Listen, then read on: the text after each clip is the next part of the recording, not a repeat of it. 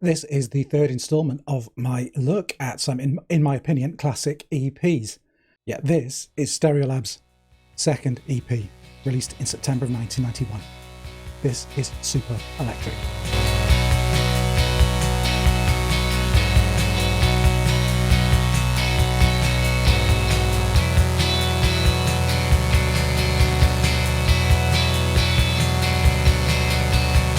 Hi, Darren here. Yeah, so Stereolab, one of the most distinctive and I think unaligned bands of that period from the early 90s through to the noughties. They weren't shoegaze. They found that whole scene kind of quite boring and uninspiring. They certainly weren't in any way aligned with the grunge or the nascent kind of Britpop scene of that period. And it was only slightly after the fact that they were kind of lumped in with the other early post-rock groups, I think.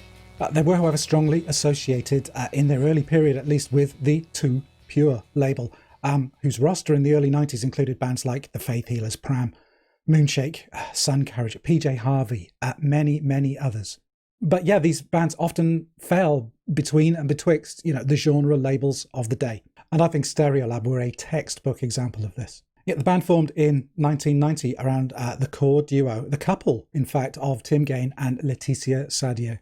Yeah, Tim had been a founding member of the band McCarthy. I did talk about them very briefly in my kind of royalty-themed video. He met Laetitia at a McCarthy gig in Paris sometime in 1988, and they became romantically involved almost immediately. Laetitia moved to London to be with Tim very shortly thereafter. By this point, Tim has admitted he was quite disillusioned somewhat with the direction or the way that McCarthy were going, but he enlisted Laetitia to sing backing vocals on what would be McCarthy's final studio album. That's Banking, Violence and the Inner Life Today. Yeah, this final McCarthy album would be released in the latter half of 1990, and McCarthy didn't see out the end of that year. They split pretty much at the same time as they released the album. So this immediately freed up Tim and Laetitia to move on to their new project. That project was Stereolab. And when I say project, yes, Tim was a fastidious writer of music and a planner. He decided, along with Laetitia, that they would record and release on their own label, which they would call Duophonic Super 45s. They shortened this to Duophonic shortly thereafter.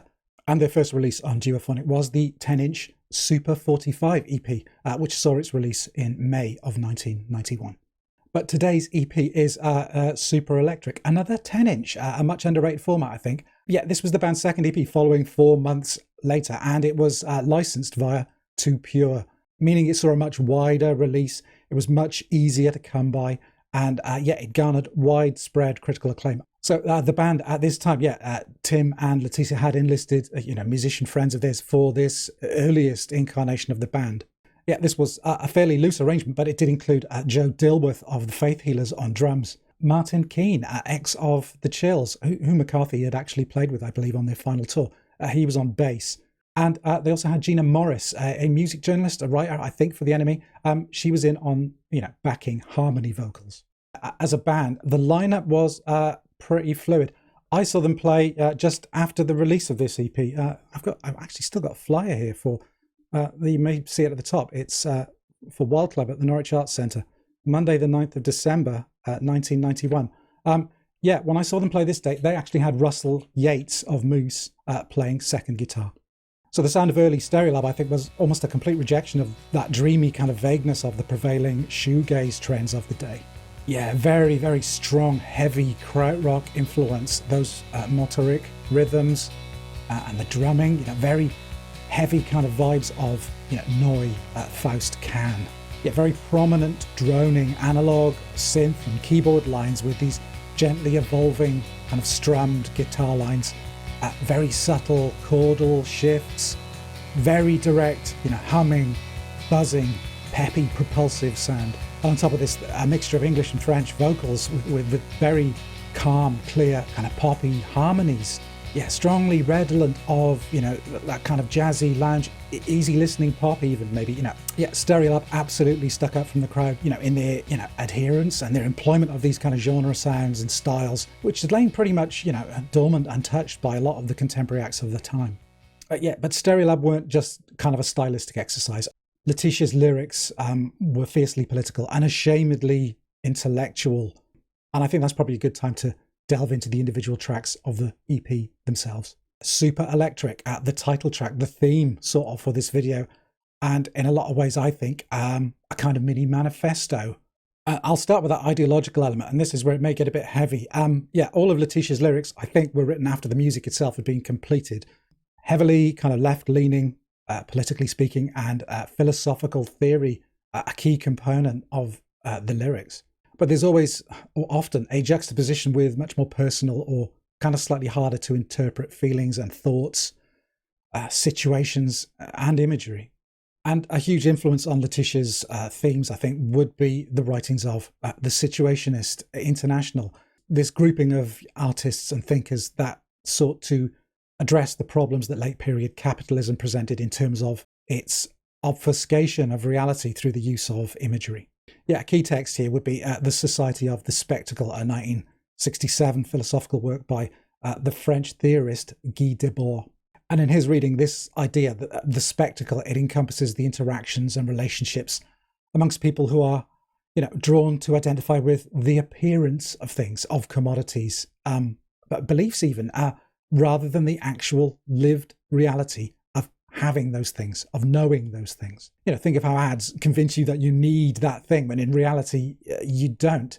And also the ability to completely subjugate, the context from works of art, removing their power and reducing them to purely, aesthetic, saleable objects. And this gives rise to the idea of situationism, the creation or staging of art or events which try to kind of almost break the spell, if you like, of the spectacle. Yet the whole idea of situationism was taken on board very strongly by the early punk, post-punk artists. The use of situationist pranks or co-opting the language of capitalism, cartoons, adverts, comic strips.